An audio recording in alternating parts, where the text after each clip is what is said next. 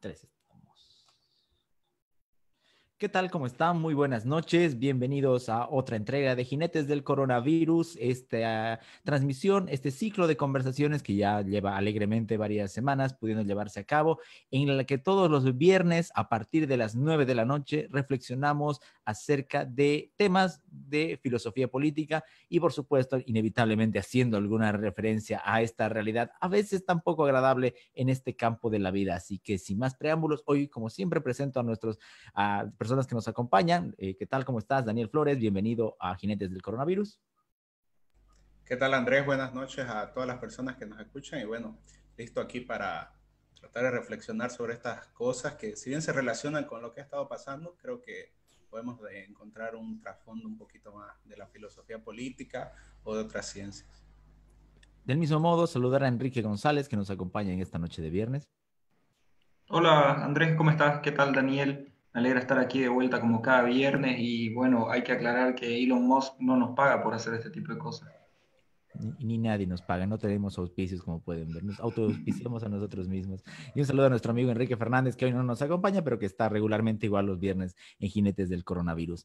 Empecemos entonces, Daniel, pensando en estos conceptos de lo que vamos a hablar hoy. Me refiero a barbarie y primitivismo en política, que es nuestro tema de hoy, nuestro desafío, el tema de hoy. La aclaración que puede sonar innecesaria para algunas personas, pero necesaria para otras, hay que hacerla, que tiene que ver con el primer criterio de que estos no son conceptos que tienen que ver con algún pueblo en específico, ni con algún origen étnico, mucho menos racial. Lo tengo que decir porque está en la página, ya nos pusieron algo de ese estilo, sino tiene que ver con cierto apego a una herencia de la civilización.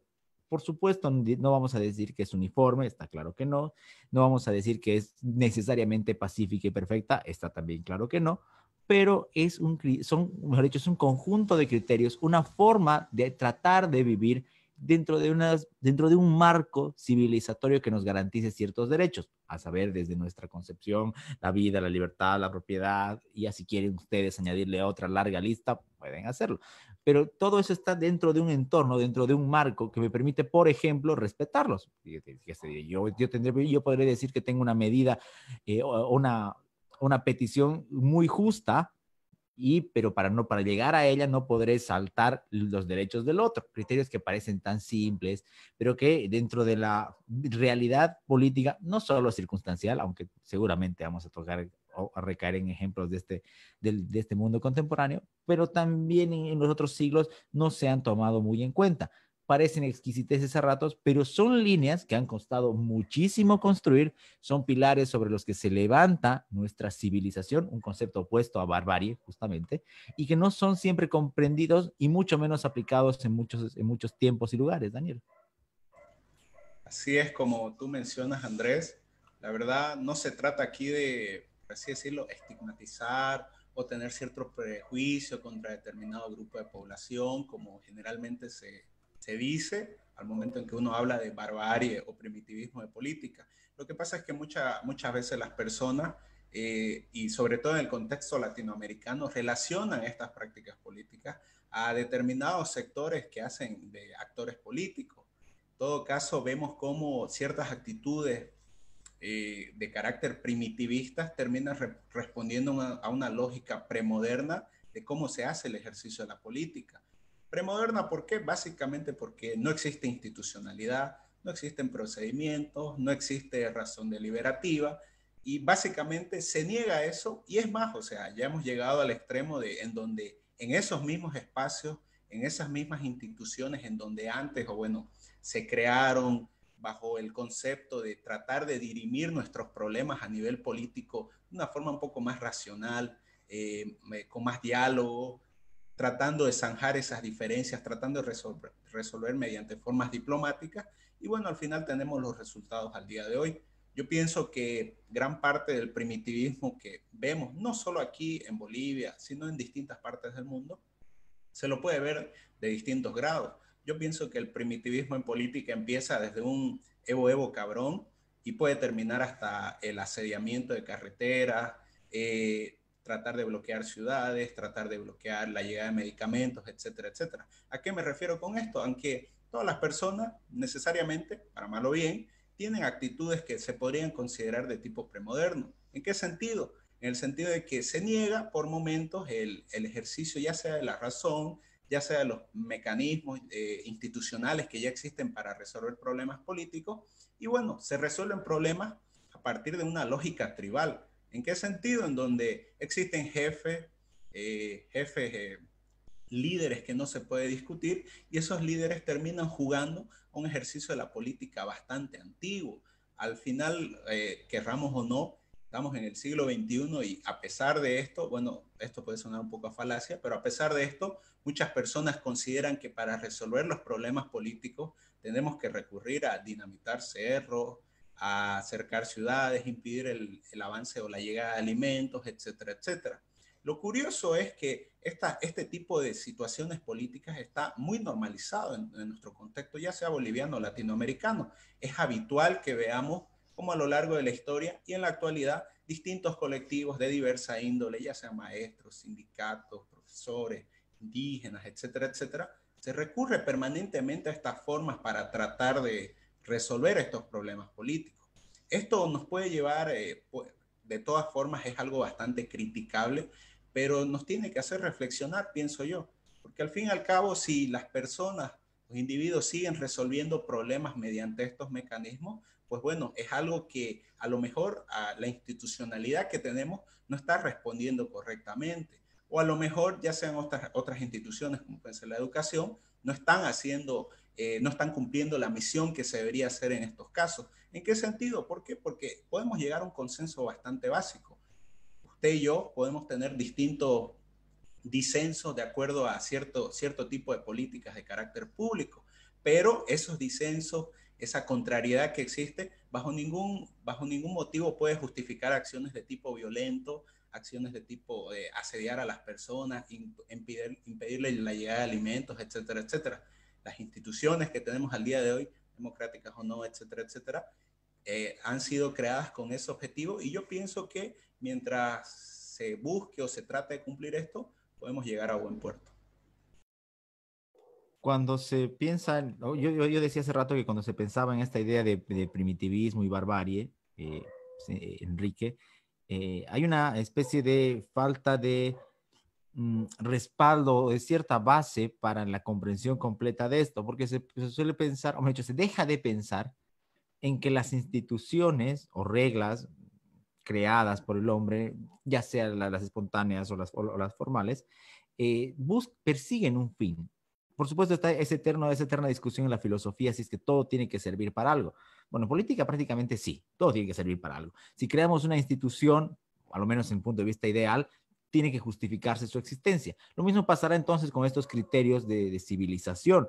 ¿Por qué creamos leyes? No solamente porque sea bonito tenerlas, o porque creamos sistemas republicanos o sistemas de orden, lo que sea, independientemente de la ideología y de cada cosa que pueda haber. Lo que pasa es que cuando entramos en este juego, en el más profundo juego de barbarie y primitivismo, no recalamos en esa importancia.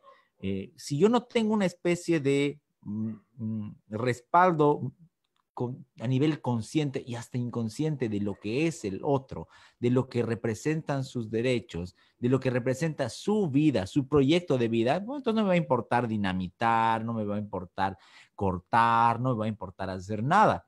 Entonces, ahí se anula y obviamente por definición sería mucho más fácil de manipular por cualquier otro sujeto. Entonces, como que esa racionalidad de la que hablaba hace rato Daniel se muestra también ahí, o esa falta de racionalidad se nota también ahí, en que no hay una comprensión de aquello que está en juego. Pongámosle el ejemplo de alguien que juega con explosivos, no necesariamente los bárbaros que conocemos, pero cualquier persona sabe que que si no manipula bien aquello, puede perder su vida o puede acabar con la vida de otra persona, salir gravemente herido. En los temas políticos y sociales a veces no se mide lo que puede pasar, lo peligroso que puede ser generar estos espacios de barbarie o atizarlos de repente, porque no hay ese respaldo, esa conciencia. No quiero estar conciencia porque suena muy social, pero muy socialista, pero de repente otra palabra podemos pillar de lo que es esa idea de lo que está en juego, de por qué existe y por qué habría que preservarlo. sea, creo que hay que partir de este lado. Si uno tiene ciertas actitudes que van en contra del orden preestablecido y cree que de esta forma vamos a conseguir algo, normalmente se cree que hay que pensar en que ciertas instituciones son innecesarias, y es lo que mencionabas en un principio. Si es que algo está creado, tiene que tener un sentido, tiene que tener un fin. ¿Y cuál es el tema con las instituciones? Las instituciones son evolutivas, son parte del progreso humano y son la consecuencia de muchas acciones, de muchas personas que a lo largo del tiempo se han ido uniendo para formar instituciones como la moneda, la familia, el derecho, entre otras cosas.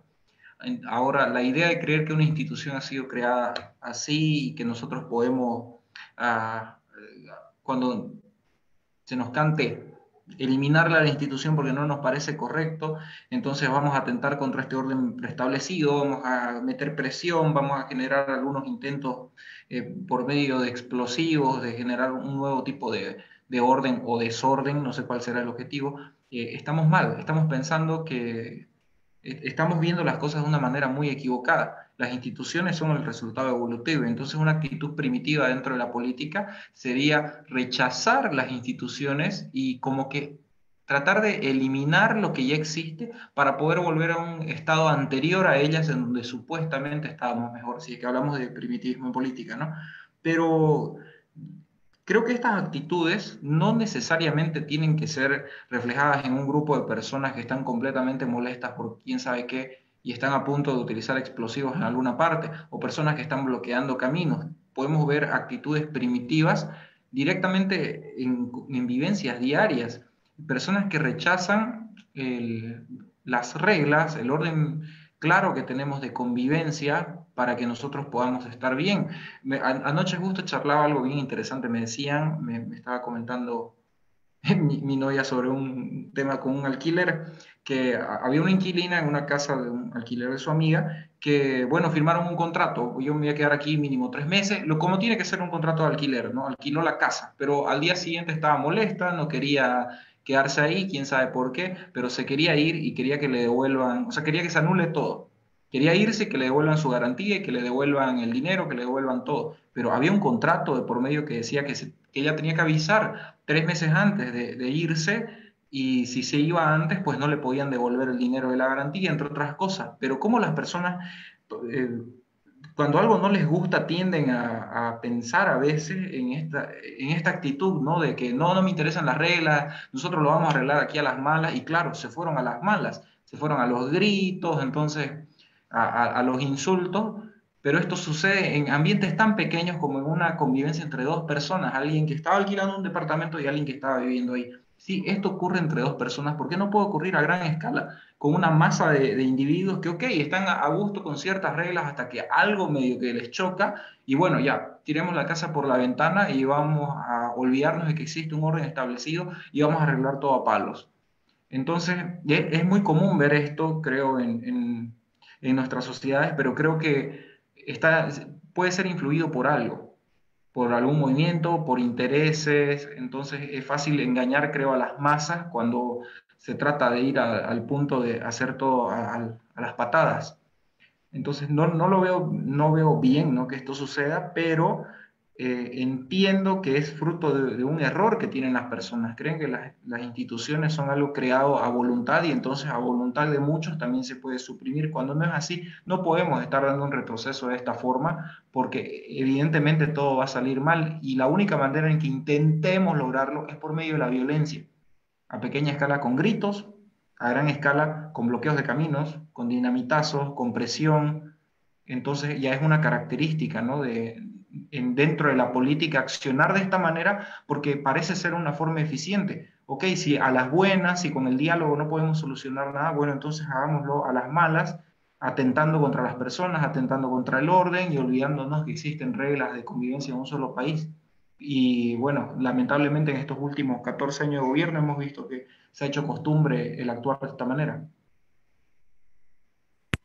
El gran Alcides Arguedas dividía a los caudillos bolivianos en los letrados y los bárbaros. Y no es, como hoy sí es casualidad, y casualmente hoy día también se recuerda el Día de las Fuerzas Armadas en Bolivia. Y estas dos ideas se relacionan en el sentido de que en la historia boliviana, gran parte de esa barbarie también ha venido de parte de los fusiles y de las botas.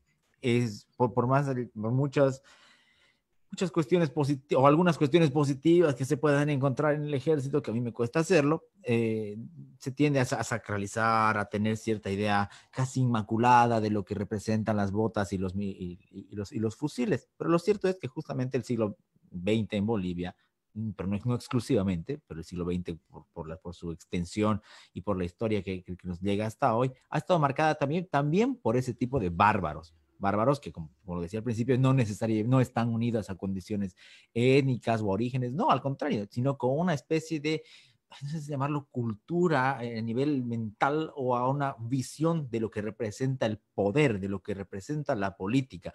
Y una de esas visiones, encaradas muy bien en los caudillos bárbaros del siglo XX en Bolivia, es la idea de aniquilar al otro, hacerlo desaparecer, no a veces físicamente, o a veces a través de procesos, a través de persecución, a través del miedo, lograr que el otro no lleve al, a la masa, a la ciudadanía, no alcance a llevar lo que muestra, hay que llevárselo por delante. Repito, a veces literalmente y a veces de manera un poco más retórica, pero se hace. Entonces, esa anulación del otro, sin medir consecuencias, utilizando además toda la institucionalidad, para los amigos todo, para los enemigos la ley, o a través de amenazas cargadísimas, hay que cargar el testamento bajo el brazo, es que se anula, se quiere acabar con el otro. Y esa práctica que, insisto, yo me lo mencioné en el 20 por la historia, sigue presente en el 21.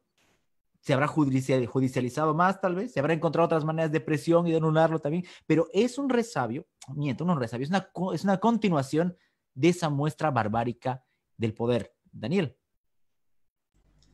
Así es como tú mencionas acertadamente, Andrés. La verdad, enfoquemos no solo en el siglo XX y vamos a encontrar un sinnúmero de ejemplos de cómo se ha hecho política, abarcando exclusivamente las actividades que se han hecho en el país, desde el sospechoso asesinato del expresidente José Manuel Pando, pasando por la guerra del Chaco, llegando a lo que fueron las masacres de Terevinto, cuando Hernán Siles Suazo manda a un grupo de campesinos a Santa Cruz directamente, un hecho que es bastante rescatado por grupos regionalistas cruceños, pasando por las dictaduras militares y llegando, o sea, a lo que es el siglo XXI. Recordemos que el señor Evo Morales, bueno, no llegó al poder mediante mecanismos, o sea, no se hizo conocer, no fue un actor preponderante en la política nacional, pues bueno, argumentando su posición política. Lo hizo a través de bloqueos de ciudades, se le reconocía prácticamente por eso, era el gran bloqueador, o sea, mientras él salía, todo el país se paralizaba.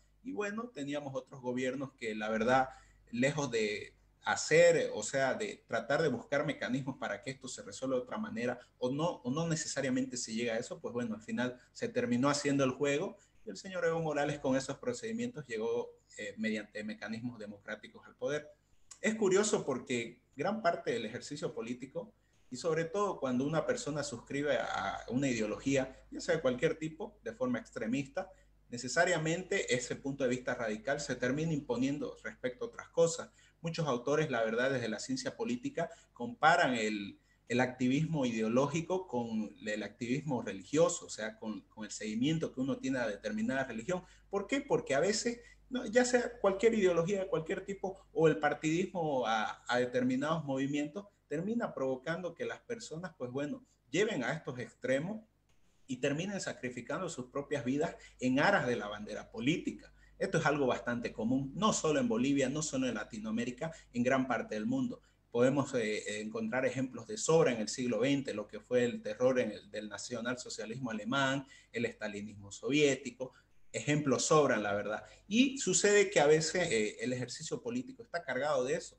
A veces se pasan y se cruzan los límites de un ejercicio racional, comunicativo, basándose en el diálogo, etcétera, etcétera, y al final se pasa a lo otro. O sea, ¿qué sería en este caso lo otro? Yo utilizo los procedimientos institucionales que ya existen y a partir de ahí trato de llevar a cabo mi masacre blanca contra todos aquellos que se oponen contra mí. Es bastante común, sobre todo en legislaciones, o bueno, como se ha hecho la política aquí en Bolivia, que al final el derecho, las normas jurídicas, etcétera, etcétera, los procedimientos que existen terminen subordinándose momentáneamente a los intereses del político de turno. Es bastante común ver cómo al final se anulan leyes, se vuelven a crear leyes, se sacan otros decretos, etcétera, etcétera, solo con el objetivo de mantener el poder.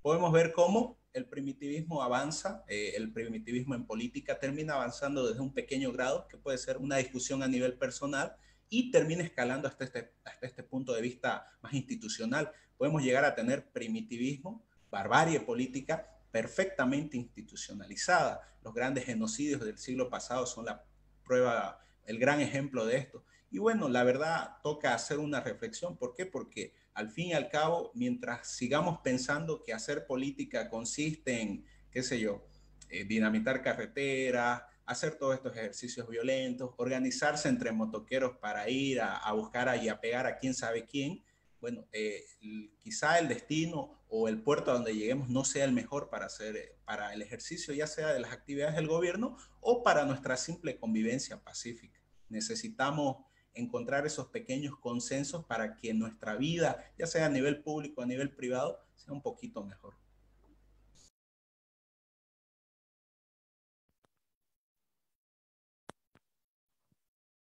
Perdón, ahora sí. Yo lo mencionaba también porque uno de los rasgos distintivos de la barbarie es justamente en ese sentido, es la violencia, pero no solo la violencia, sino la crueldad. Eh, Porque de repente, Enrique, no basta con hacer, sino hay que hacer y mostrar, porque dada la connotación de estos tiempos, cómo se han venido cambiando en el siglo XX y ahora en el XXI, es necesario, parece ser necesario para estos abanderados de la barbarie, mostrar de lo que son capaces.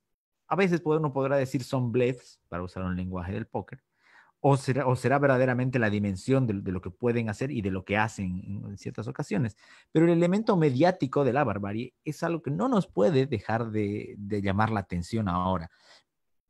No lo digo solamente por lo que pasa ahora, lo que pasó en noviembre, sino lo que pasa en general. O sea, la idea del terror, por ejemplo, la idea del terror al estilo de la Revolución Francesa, en su origen, en su corazón, en su núcleo, sí, es muy similar al de ahora.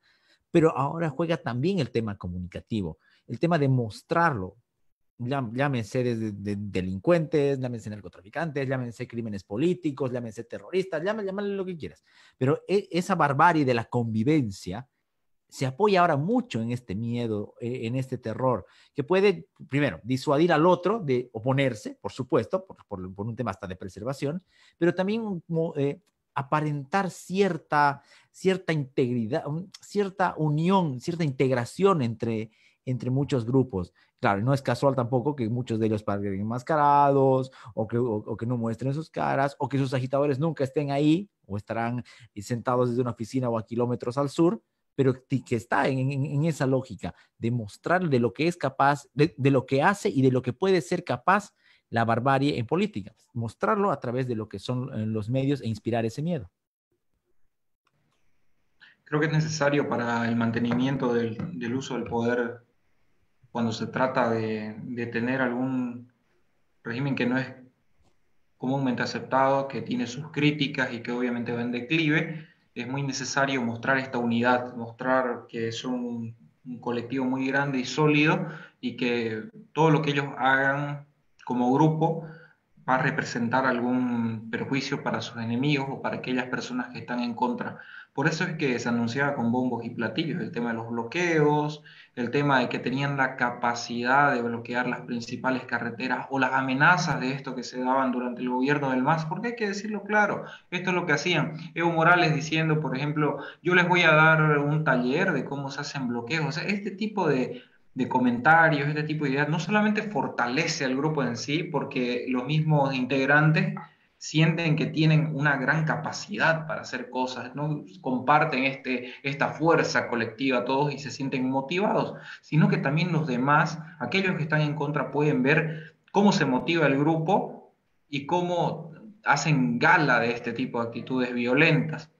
Entonces creo que es muy necesario. Ahora podemos irnos al otro extremo, digamos, podríamos decir que alguien que esté en el gobierno y que tenga mucha fuerza, si es que va a hacer desaparecer a alguien, lo va a hacer callado y nadie se va a dar cuenta de esta desaparición. Tal vez en los años 80, en las dictaduras del siglo XX en Bolivia, ocurrió este tipo de cosas en donde, bueno, de la nada desapareció alguien que estaba en contra del gobierno y nadie supo nunca más de su paradero. Y los gobiernos no daban una declaración al respecto, no hacían algún comentario como diciendo lo vamos a hacer o tenemos la capacidad pero no lo haríamos. No, nada, como que no pasó nada, pero desaparecían personas. Entonces era la figura opuesta, pero es que tenían otro tipo de fuerza. Tenían este aparato coercitivo que depende del Estado. Actualmente los movimientos, por ejemplo, el movimiento al socialismo, en política durante lo que va del siglo XXI ha actuado de otra manera. El brazo fuerte han sido los campesinos, los mineros, han sido este tipo de personas que son ajenas al aparato estatal, pero son como un soporte del partido, son como un apoyo. Entonces la dinámica que se debe manejar con ellos es diferente, tiene que ser visible lo que se está haciendo.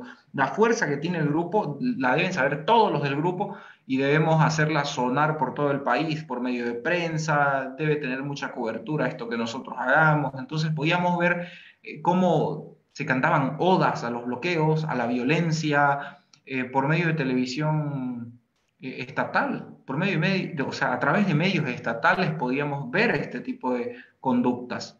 Se jactaban, no sé, de asesinar perros y decir que esto podría ser cualquier otro opositor, entre otras cosas que sabemos que son salvajadas, son totalmente incorrectas, pero es que necesitan esta fuerza y además se enorgullecen de mostrarse de esa forma y además aparentar de que están haciendo lo correcto. Ahora, eso por el lado que nosotros podemos criticar, podemos decir, wow, qué mal, qué feo es esto, pero también veamos actitudes que existen en otros bandos que parecen civilizados.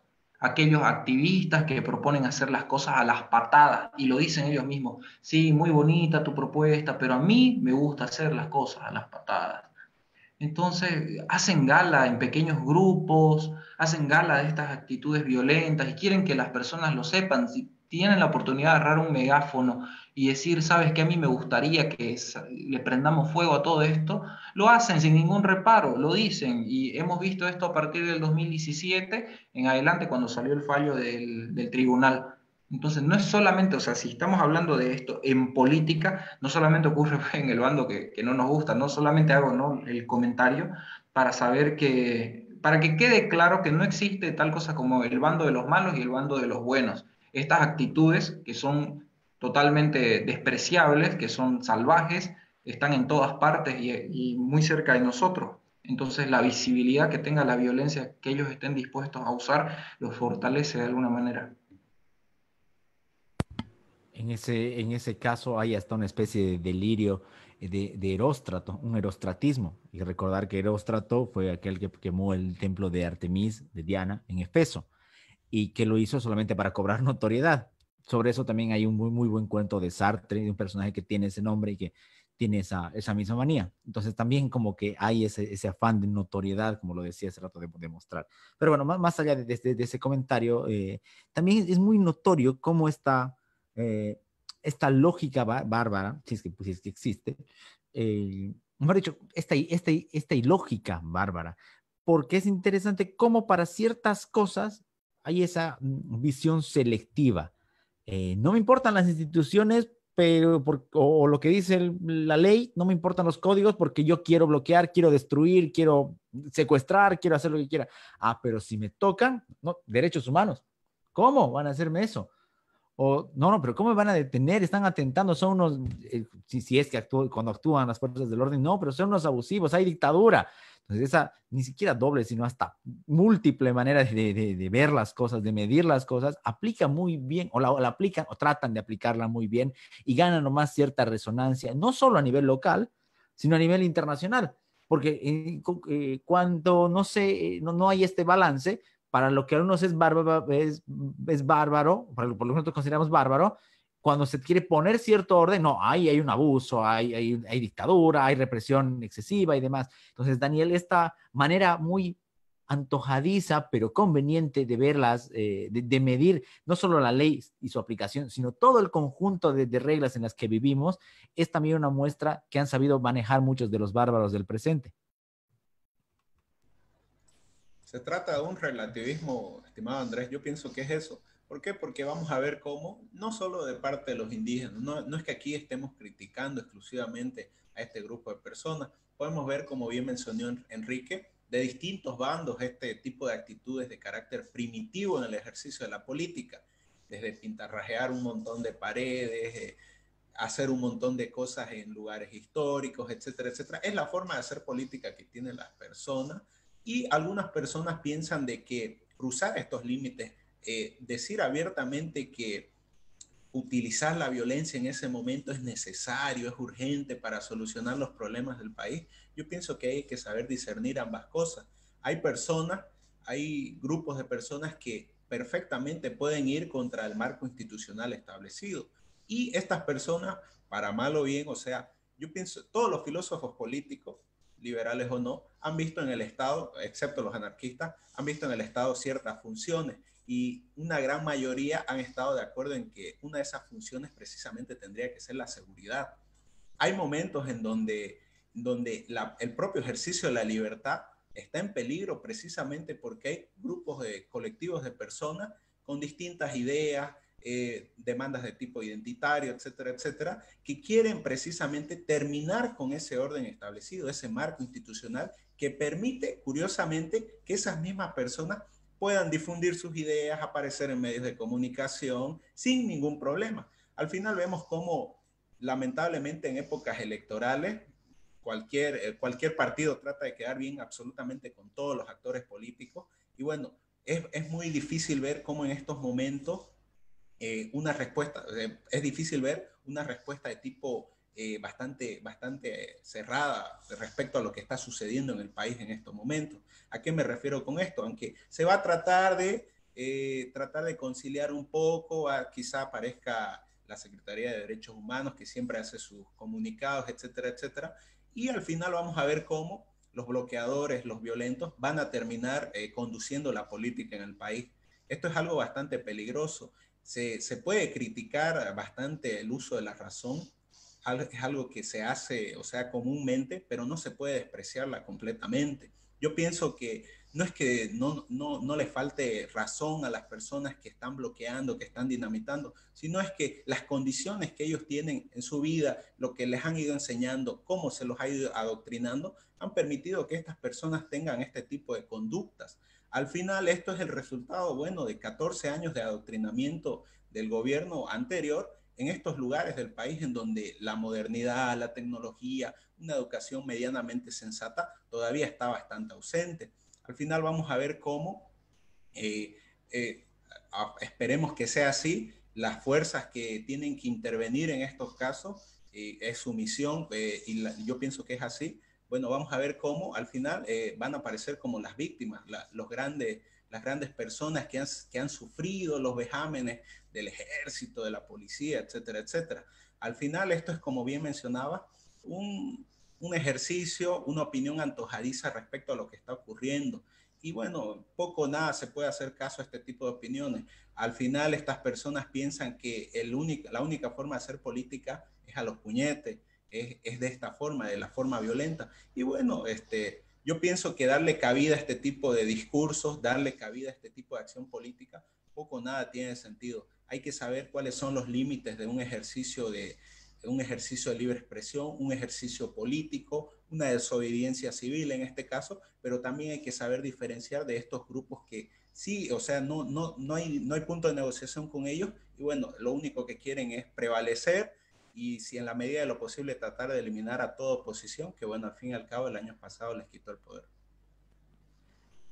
Eliminar, como lo decía hace rato, hasta muchas veces con una gran dosis de crueldad.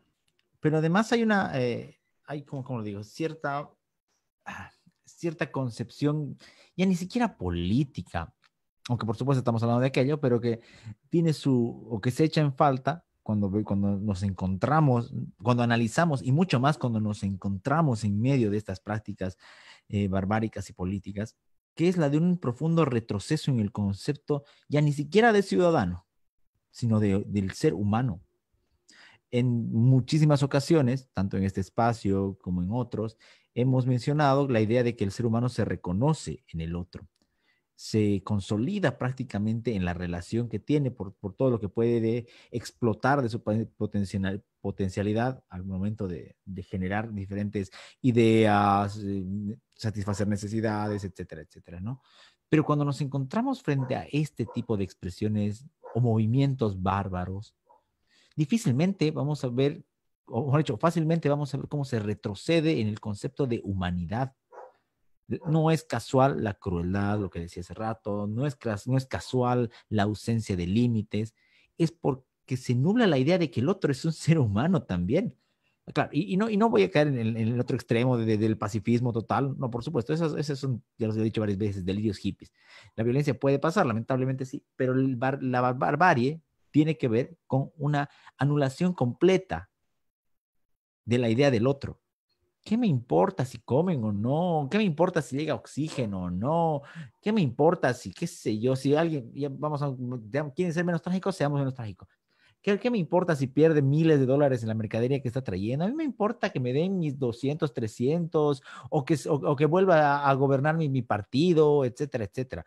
Entonces, esa crítica a la deshumanización que se trata de hacer desde ciertos lados racionales choca justamente con este criterio de barbarie, con este criterio de olvido o anulación completa de lo que es el otro, Enrique. A ver, hay algo muy característico en estos grupos violentos. Siempre son sumamente violentos, olvidan el valor que tiene la vida como tal, no les interesa cuánto daño se haga, a quién se le cause daño, no les interesa nada cuando están en manada, cuando están en bollo. Y es interesante esto, cuando están en grupo ocurren las peores cosas con personas así de violentas. Entonces, algo muy diferente pasa cuando están por sí solos, reconocen como su individualidad y reconocen que si lastiman también pueden salir lastimados.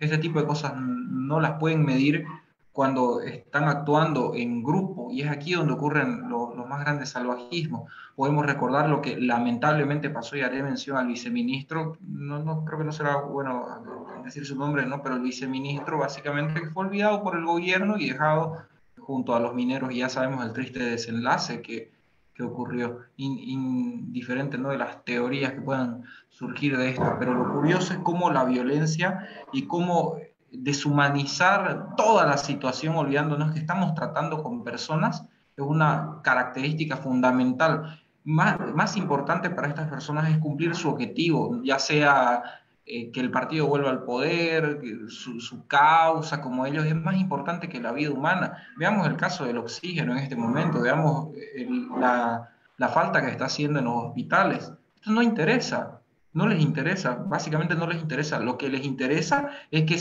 se cumplan sus exigencias a cualquier costo. Entonces, cuando nosotros dejamos de pensar de una forma racional, y estoy muy de acuerdo con lo que decía Daniel, por ejemplo, podríamos criticar la razón muchas veces, pero es que cuando estamos totalmente desapegados a ella, cuando no estamos asociados a ningún tipo de razón, las cosas suceden de esta forma. No escuchamos argumentos, no entendemos razones, no queremos hablar con nadie, queremos que se cumplan nuestras exigencias a cualquier costo.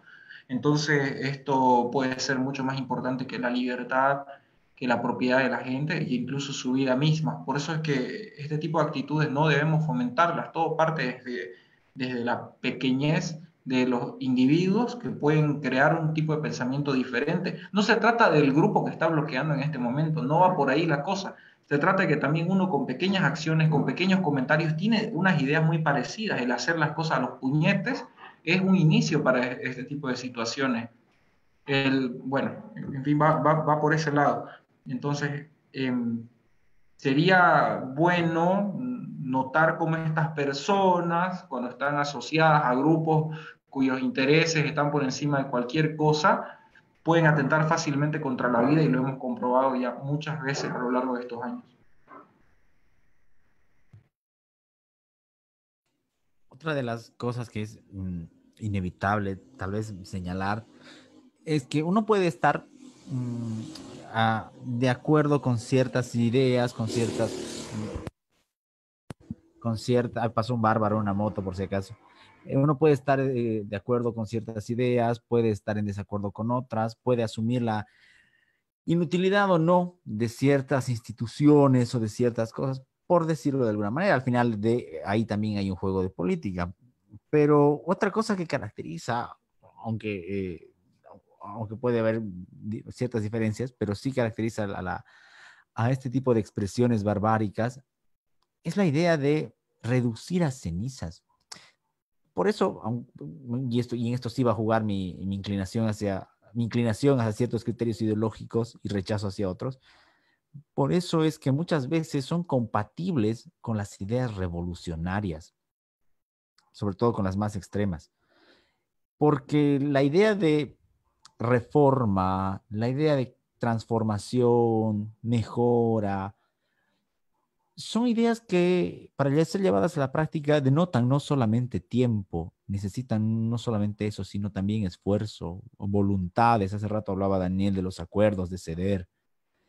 Y cuando de ahí la lógica o la ilógica bárbara, estas cosas no operan. Se necesita dinamitar, y no me refiero a la parte, insisto, literal de la palabra, sino a lo que puede pasar en la concepción del mundo de estas personas. Se necesita acabar. Si hay que cortar cabezas, bueno, pues hay que cortar cabezas. Si hay que encarcelar, hay que encarcelar.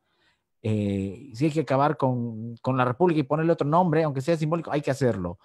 Entonces, pues, hay nomás, al menos para mí, no sé qué pensará Daniel, cierta amistad entre los revolucionarios extremos que al notar injusticias, que insisto, pueden ser algunas ciertas, buscan evitar el camino del cambio y la transformación y apuestan por movimientos bruscos, por transformaciones que pretenden ser fugaces, que se den para el ya. Y en esta lógica, antes de empezar a mejorar una estructura, prefiero dinamitarla, prefiero reducirla a cenizas y a todos aquellos que estaban defendiéndola por delante, no les importa, para crear este nuevo mundo o este nuevo orden. Entonces, ahí hay una debilidad por estos afanes revolucionarios, no quieren llamarle revolucionarios, de grandes transformaciones súbitas, que es revolución a fin de cuentas, por anular la razón. Por supuesto, habrá otros que le enarbolarán, no se trata de generalizar, pero sí hay cierta compatibilidad. Insisto, no es casual que movimientos revolucionarios aquí y en la China, y esta tampoco es una cuestión metafórica, sino real, hayan dado hayan tenido como conclusión el descalabro y la destrucción de aquello con lo que se había avanzado, aunque pueda ser muy poco, aunque el avance sea humilde, aunque la base haya tenido poros. La idea del revolucionario extremo juega también con esa tentación de la barbarie. Daniel. Sí, estimado Andrés, es cuando pasamos de la idea de un cambio progresivo, la idea de tratar de mejorar lo bueno que tenemos, tratar de arreglar lo malo y pasar directamente a un estado de ficción, en donde yo pienso, de acuerdo a mi ideología, que, bueno, el gobierno o la sociedad debería ser así, y esto es obligadamente para todos, obligatorio para todas las instituciones, evolutivas o no. Y al final vemos cómo estos ejemplos, bueno, se terminan extrapolando al ejercicio político de la peor manera posible. No podemos, la verdad, o sea, mencionar bastantes ejemplos, pero la verdad quiero abocarme exclusivamente a lo regional. Desde épocas precolombinas, los problemas, cómo se resolvían en esos momentos, eran básicamente a la guerra, al asesinato, a la muerte, al esclavismo, desde las guerras de Tito Yupanqui en el altiplano boliviano. Y vemos cómo ejemplos en la historia sirven. Y es más, se sacraliza estos símbolos, se los termina enarbolando. Es bastante común ver cómo grupos indigenistas, ONGs que terminan siendo funcionales a eso, sacralizan lo que es el cerco a la paz del señor Tupac Katari. Bueno, se puede decir bastantes cosas de este hecho histórico, pero está claro que al momento, bueno, al día de hoy, ya no es una forma, ya no es un procedimiento para resolver nuestros problemas políticos.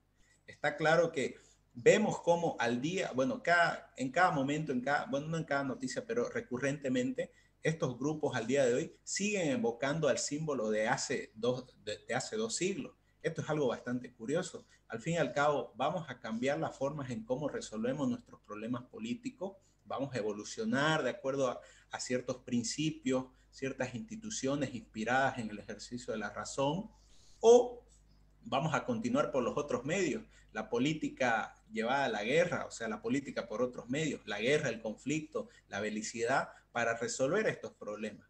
Y la verdad es, yo pienso que es algo bastante recurrente. Al final vemos cómo en Bolivia estas actitudes, sobre todo de parte de ciertos grupos, se terminan endiosando. Y esto es algo bastante curioso. ¿Por qué? Porque muchas personas dicen que preservar lo indígena, lo autóctono, es algo automáticamente bueno para la bolivianidad, para la pluralidad, para la democracia en sí mismo. Pero tenemos que saber discernir. No vamos a preservar actitudes indígenas que sean bastante violentas. No podemos volver prácticamente a la justicia comunitaria, el avance de las instituciones por cómo hemos visto, cómo existen los ejemplos a lo largo y ancho del globo. Pues bueno, tenemos una mirada acerca de, bueno, un consenso básico respecto a solucionar estos problemas. Y yo pienso al fin y al cabo que las instituciones que existen pueden ser un gran incentivo para que las personas puedan resolver estos problemas mediante otros mecanismos. La verdad, si tenemos al día de hoy muchos ejemplos de una institucionalidad que termina formalizando el salvajismo y el primitivismo, es bueno prácticamente porque ha habido muchas ideologías, mucho movimiento político, intereses de fondo, líderes indiscutibles, eliminación de disidencia, eliminación de libertad de expresión, detrás que ha permitido que que estos hechos sucedan a lo largo y ancho del globo.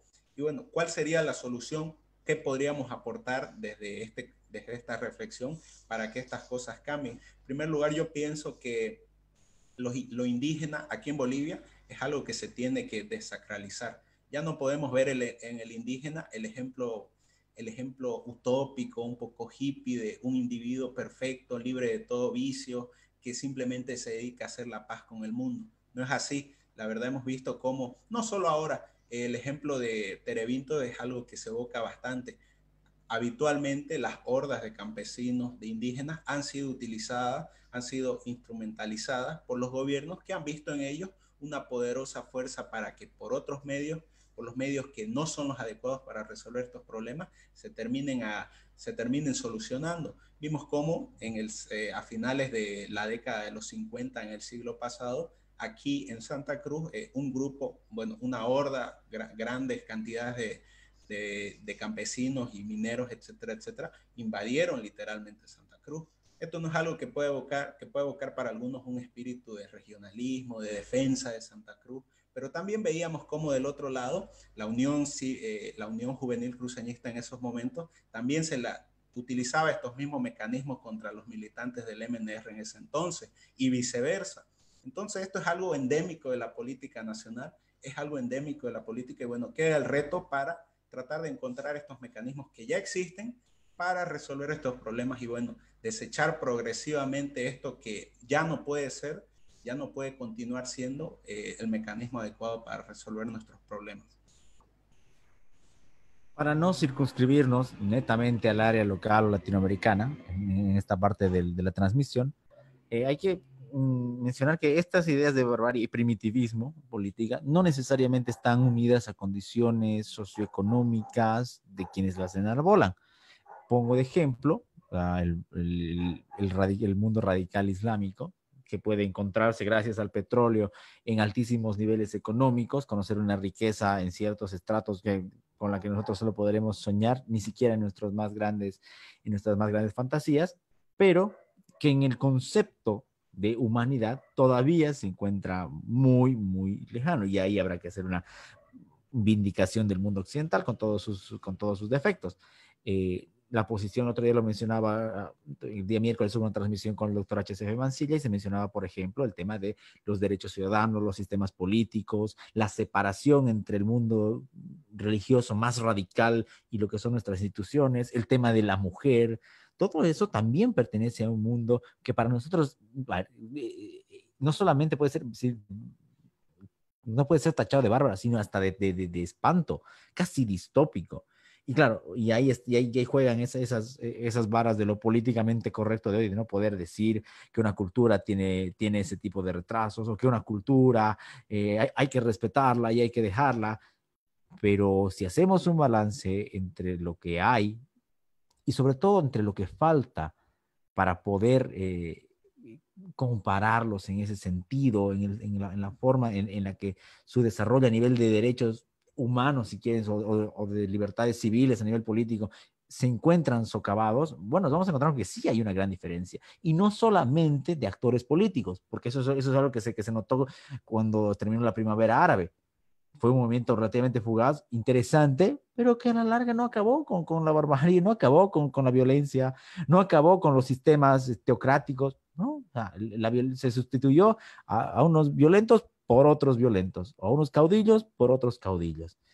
Y eso de esa cuestión juega nomás un papel, porque estamos en un mundo interconectado, en esa globalización de la que tanto se habla, en la que lo vemos. Y a veces esa corrección política, Enrique, no medio que nos quita o nos cohíbe el derecho o la potestad y la voluntad de juzgar lo que pasa en otras latitudes, siendo que puede ser, y digo puede ser, que los peligros que embanderan no estén tan lejos como nuestra realidad o de nuestra realidad.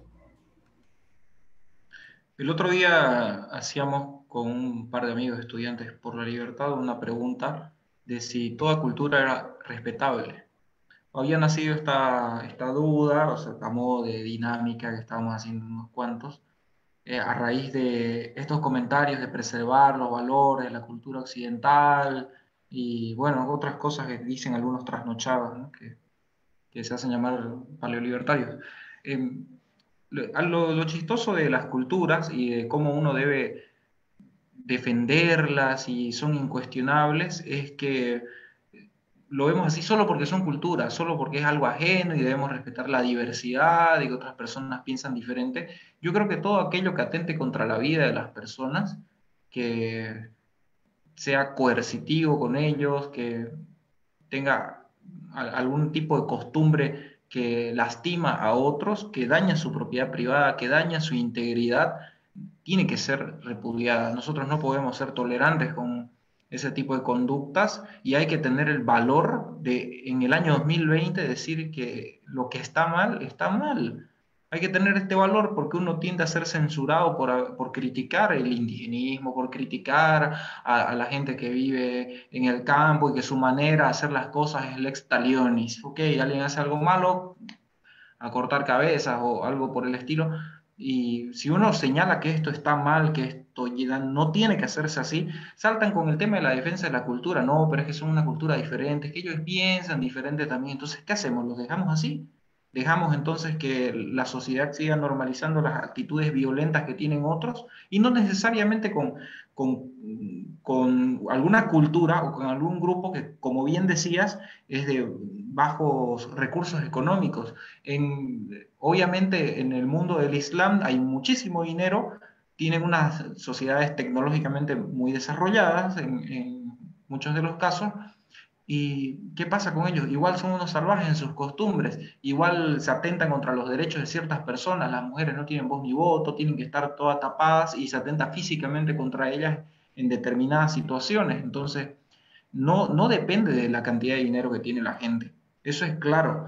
Entonces, criticar desde este lado, decir, no, lo que pasa es que ustedes son unas personas, son tal vez unos burgueses, que tienen mejores condiciones y no entienden el sufrimiento que tienen estas personas y por eso es su legítimo derecho ir a quemarlo todo y echar dinamitas a todas partes, no va por ahí. Es un razonamiento muy equivocado el creer que esto es cuestión de dinero, que esto es cuestión de clases, porque no es así. Uno debe tener el valor de señalar lo que está mal y toda actitud violenta, sin importar si es una tradición milenaria, tiene que ser rechazada. Nosotros debemos ir hacia adelante en el progreso de nuestra civilización y no debemos estar anclados en las cosas que están mal. ¿Quieren rescatar lo bueno? Pues rescatemos lo bueno, pero también tengamos el valor de señalar aquello que está mal, como, bueno. Llegamos entonces nos aproximamos a la parte final en la que podemos dar nuestras conclusiones. Empezamos con Daniel. Perfecto, Andrés. Yo la verdad pienso que hacer una evocación, ya sea simbólica o no, a sucesos históricos pasados, en este caso lo del señor Tupac Katari, lo que pasó hace 200 años, ya no tiene sentido en nuestro contexto actual. Ya no podemos hacer política mediante las armas, mediante el saqueo, mediante el asedio. La verdad, esto yo pienso que saca la parte más tribal, más primitiva de las personas. A veces nosotros vemos películas de antigüedad, de tipo histórico, y vemos cómo un ejército, un grupo, una horda desorganizada de personas termina entrando a la fuerza a la ciudad. Pensamos que esto es algo bastante lejano, pero esta tarde vimos cómo en una ciudad bastante cerca de la nuestra terminó pasando exactamente lo mismo. Al fin y al cabo, el ser humano, el individuo, a través de estos grupos colectivos, terminan permitiendo y ejercitando este tipo de acciones. Esto es algo que se tiene que reprochar, no es algo que se pueda consentir en estas épocas modernas. En todo caso, yo pienso que el antídoto para esto, sonando bastante simplista, sería, la verdad, tratar de buscar mecanismos para reformar internamente la cultura indígena en Bolivia. Esto es algo bastante endémico, esto es algo bastante constante y esto es algo que ya no puede seguir siendo tolerado. No se puede construir ningún estado, ningún gobierno, ninguna comunidad de cualquier tipo, ninguna sociedad a base de pistolazos, dinamitazos, asedios, bloqueos, etcétera, etcétera. Tarde o temprano tendremos que reflexionar. Yo pienso que como sociedad boliviana, etcétera, etcétera, se tendrá que poner sobre la mesa esto y bueno, habrá actitudes que por más indígenas, autóctonas, fantásticas, etcétera, etcétera, sean, ya no se pueden permitir. Las conclusiones tuyas, Enrique. Creo que hay que entender que no podemos dialogar, por ejemplo, con el gobernante, exigir ciertas cosas de manera directa. Hay ciertas estructuras que existen en una civilización y nosotros no podemos hacernos oír todo el tiempo por medio del uso de la violencia, por medio de los bloqueos, porque tal vez en este intento que puede parecer legítimo de hacernos escuchar, perjudicamos al conjunto de las personas y eso nos puede llevar a que perjudicarlo de una manera después signifique hacerlo más fuerte y más y luego terminamos siendo un grupo que atenta contra la vida misma, que deshumaniza a los seres humanos. Entonces esta es una actitud primitiva que va en contra de todo el progreso institucional que ha habido en la civilización y lo que busca es obviamente descivilizar toda nuestra convivencia, ¿no? Creo que estas actitudes salvajes debemos dejarlas de lado y hay que tener el valor de combatirlas. Yo para cerrar quiero recordar a Albert Camus en una de sus editoriales. Decía, salvar lo que aún puede ser salvado para hacer que el futuro sea solamente posible. Y sí, dentro de la lógica de lidiar con la barbarie, a veces la labor es de repente no generar grandes cambios para no caer tampoco en esas tentaciones, pero sí una voluntad, un deseo y y una expresión del ánimo de conservar, de no permitir que el mundo se reduzca a cenizas, no solamente en lo tangible, sino en lo que son los niveles éticos, morales, en lo que es la convivencia. En ese aspecto, tal vez hay una posición mínima que se puede fijar contra la barbarie. El proceso civilizatorio no ha sido fácil, por supuesto, no es fácil. El avance de la civilización es lento. Ahora sí podemos hablar frente a un micrófono, sea cual sea, o tener ciertos espacios, porque en todas las dimensiones han tenido que pasar muchísimas cosas para que eso sea posible, a nivel de derechos, a nivel tecnológico, a nivel científico, y no podemos, primero, renegar, no deberíamos renegar de aquello, y segundo, no acabar con aquello que permitió generarlo. Y lo otro que quería mencionar también es que tal vez ese carácter deshumanizado que se nota en la barbarie, en estos grupos, que son justamente de carácter muy gregario, muy colectivista, se debe también a eso, a que dentro de ese núcleo el bárbaro no se siente completo solo, que necesita del otro, necesita de la masa, necesita del tumulto para consolidarse. Y por eso tal vez, y digo tal vez, es que no respeta al otro que tiene en el otro bando. Pero bueno, más allá de eso, agradecerles, Daniel y Enrique, por estar en Los Jinetes del Coronavirus. Nos veremos el siguiente viernes. Un gran saludo para ambos. Hasta pronto, Daniel. Hasta luego, Andrés. La verdad ha sido una conversación bastante provechosa y bueno, presto para estar en otra ocasión aquí. Y un gran abrazo para ti también, Enrique. Gracias por estar. Gracias a vos, Andrés, por la invitación y gracias, Daniel, por el intercambio de ideas. Y gracias a todas las personas que nos han seguido, que han dejado sus likes, sus comentarios, que nos han aportado también bastante, que han compartido el video y que siguen continuamente los contenidos de nuestra página. Que tengan un muy buen fin de semana.